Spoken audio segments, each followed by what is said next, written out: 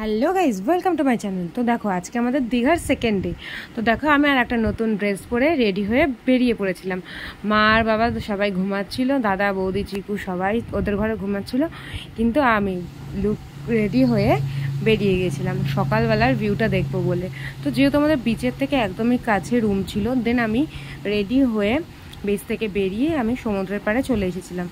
দেখতেই পাচ্ছ কি সুন্দর ঢেউ আসছে। সকালবেলা ঘুমাতে কি কারোর ভালো লাগে ঘুরতে গিয়ে? আমার তো ঘুরতে গিয়ে ঘুমাতে একটুও ভালো লাগে না। তোমাদের কার কার ঘুরতে গিয়ে ঘুমাতে ভালো লাগে আর ঘুমাতে ভালো লাগে না, তারা কিন্তু সকলেই কমেন্ট করে জানিও। তো তারপরে দেখো একটা ছোট্ট ক্লিপ নেওয়ার চেষ্টা করেছি পাথরের মধ্যে দিয়ে, বাট ঢেউটা আসছিল কিন্তু পুরোটা কমপ্লিট হয়নি। আমি কিন্তু খুবই এনজয় করছিলাম একা একা, বাট কেউ একজন সাথে থাকলে ভালো লাগতো, কিন্তু কি করব, সবাই ঘুমাচ্ছিল, তাই আমি একা একা বেরিয়ে গেলাম। তো তারপরে দেখছি যে সমুদ্রে গেছি, একটু কিছু করাবো না, তাই কখনো হয়? তো তারপরে আমি কটা ঝিনুক কুড়িয়ে নিলাম। তো দেখতেই পাচ্ছ কি সুন্দর। তারপরে যে বালিগুলো ছিল সেগুলো একটা জল যে ঢেউ এসছে, অমনি এটাকে আমি ধুয়ে নিয়েছিলাম। খুব খুব সুন্দর সুন্দর ছোটো ছোটো ঝিনুক আমি কিন্তু কুড়িয়েছিলাম। মা আমাকে বললো, তুই আবার এই ঝিনুক কুড়ালি, কিছুই তো হবে না কাজ। তো তারপরে দেখো অনেক ঝিনুক কুড়ালাম আর সমুদ্রের ঢেউ উপভোগ করলাম। আমার তো খুব ভালো লাগে এরকম সমুদ্রের পাড়ে বসে থাকতে বা ইয়ে করতে। দেখো ছোট্ট একটা কি সুন্দর একটা শঙ্খ পেয়েছিলাম। তো তোমাদের কাদের এরকম ভালো লাগে প্লিজ কমেন্ট করে কিন্তু জানিও। তবে তারপরে দেখো কি সুন্দর বিচের পাশ দিয়ে ঘোরা যাচ্ছিল। আমার ভয় লাগে, বাট দেখতে কিন্তু খুবই ভালো লাগে। তো যারা যারা আমার চ্যানেলটাকে এখনও সাবস্ক্রাইব করো তারা কিন্তু প্লিজ চ্যানেলটাকে সাবস্ক্রাইব করে দিন, লাইক কমেন্ট শেয়ার করতে ভুলো না। আমি আবার যে কবে যাব, আমি সত্যি ভিডিওটা এখন দেখছি আর ভাবছি যে আবার কখন যাব আমি এই ঢেউয়ের মধ্যে। অসাধারণ একটা জায়গা সত্যি। যারা যারা সমুদ্রে গেছো তারা তো জানোই যে সমুদ্রটা কতটা ভালো লাগে। তো কেমন লাগলো প্লিজ কমেন্ট করো। তারপরে আজকে ছিল আমাদের যেহেতু সেকেন্ড ডে, আমরা একটুখানি ঘুরতে বেরোবো বলে আমি এখানে খানিক্ষণ ছিলাম। তারপরে উঠে গিয়ে রুমে গিয়ে সকলকে ডাকলাম, ডেকে সবাইকে ঘুম থেকে তুললাম, তুলে নিয়ে রেডি হলাম। রেডি হয়ে আজকে আমাদের ঘুরতে যাওয়ার কথা ছিল, যে সাইট সিনগুলো আছে সেখানে আমাদের আজকে ঘুরতে যাওয়ার কথা ছিল। কিন্তু তবুও আমাকে এই সমুদ্রের পাড় থেকে যেতে ইচ্ছা করছিল না, কিন্তু যেহেতু ঘুরতে যাবো আগের দিনকে আমরা বুক করে রেখেছিলাম গাড়ি, তো সেই জন্য টাইমে গাড়ি চলে আসবে। তো আমি দেখো বাড়িতে গিয়ে রেডি হয়ে নিলাম।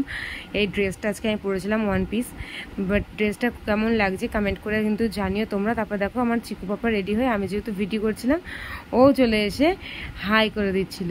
তো তারপরে দেখো আমরা যেহেতু গাড়ি বুক করা ছিল আগের দিন রাত্রে, তোমরাও যারা যারা যাবে তারা কিন্তু গাড়িটা প্লিজ আগের দিন রাত্রে বুক করে রাখবে, তাহলে টাইম মতন গাড়িটা চলে আসবে। তারপরে আমরা গিয়েছিলাম কাজু বাদামের বাগান দেখতে। তো তারপরে যেতে যেতে কাজু বাদামের বাগানে ওখানে গিয়েছিলাম, কিন্তু ওরা ওখানে ভিডিও করতে দেয়নি, আমি ছোটো একটুখানি ক্লিপ নিয়েছিলাম। তো তারপরে আর একটা মন্দিরের ওখানে গেছিলাম, সেই মন্দিরে গিয়ে ওখান থেকে দেখে হংসেশ্বর মন্দির যত সম্ভব দিয়ে ওখান থেকে ঘুরে আর একটা মন্দিরে এসেছিলাম। এই মন্দিরটার নামও মনে নেই, কিন্তু এই মন্দিরটা খুব জাগ্রত, এখানে অনেকে মানসিক করে। জানি না এটাকে হংসেশ্বর মন্দির বলা হয় কি না, আর আগেরটাকে কি বলা হয় আমি জানি না। তো যাই হোক, তো এইখানে সবাই মানসিক করে, মানত করে বাচ্চাদের। তো দেখো অনেকে বাচ্চাদেরকে নিয়ে সেখানে স্নান করায়, পুজো করায়। ভেতরের ঠাকুরটা অসাধারণ, মানে দেখলেই মন ভরে যাবে, বাট ওখানে মোবাইল চালু করতে দেয়নি। তারপরেই আমরা যাচ্ছিলাম তালসারি। ও সেই জায়গাটা আমি এতবার গেছি দীঘাতে, বাট আমি কোনোদিনও সাইট সিন ঘুরতে যাই না, এবার আমার ফার্স্ট টাইম ছিল। তো তালসারিটা এত সুন্দর জায়গা যে কী বলবো, বাট ওখানে গিয়ে আমাদের খিদে পেয়ে গেছিলো সকাল থেকে, যেহেতু কিছু খাইনি, তাই নিয়ে নিয়েছিলাম লুচি, ঘুগনি আর কিছুটা স্যালাড, তার সঙ্গে একটা করে ডিমের অমলেট। ঘুরতে যাবো, একটু ভালো মন্দ না খেলে হয়? তো এখানে কিন্তু অনেক ধরনের রাইড পাওয়া যায়, মানে বাইক, স্কুটি সমস্ত কিছু পাওয়া যায়। দিয়ে ওখানটা দিয়ে আমরা ঘুরলাম, কিছু ভিডিও করলাম, ছবি তুললাম। দিয়ে ওখানে কিন্তু লাল কাঁকড়া ছিল, বাট যেই কাছে যাচ্ছিলাম অমনি ওরা ভেতরে ঢুকে যাচ্ছিলো, ওই জন্য আমি আমাদের সেরকম ক্লিপ দেখাতে পারিনি। কিন্তু তাও তোমরা একটু ভালো করে দেখবে, তোমরা কিন্তু দেখতে পারবে কিলবিল কিলবিল করছিল লাল কাঁকড়াগুলো। দেন তারপরে আমরা ওখান থেকে বেরিয়ে চলে এলাম উদয়পুর বিচে। উদয়পুর বিচে এসেও দেখি কিন্তু এরকম স্কুটি, বাইক ভাড়া পাওয়া যায়, তো তারা কিন্তু সাইড দিয়ে এরকম কিন্তু ভাড়া করেও ঘুরতে পারো।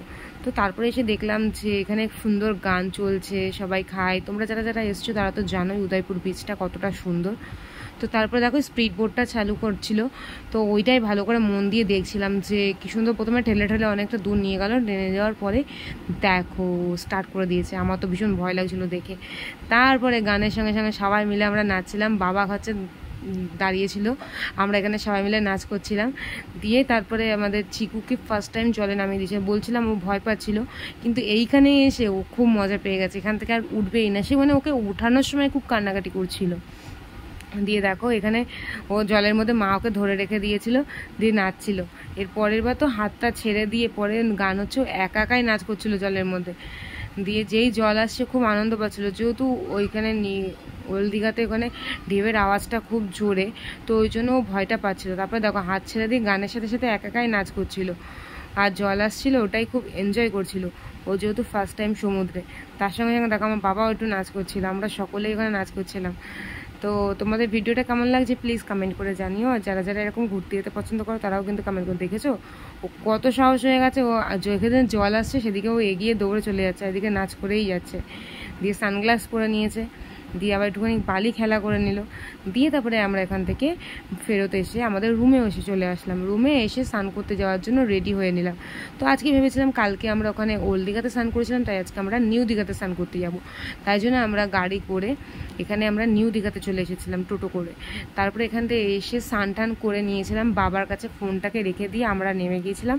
আমরা স্নান টান করে নিয়ে তারপরে আমরা চলে গিয়েছিলাম রুমে।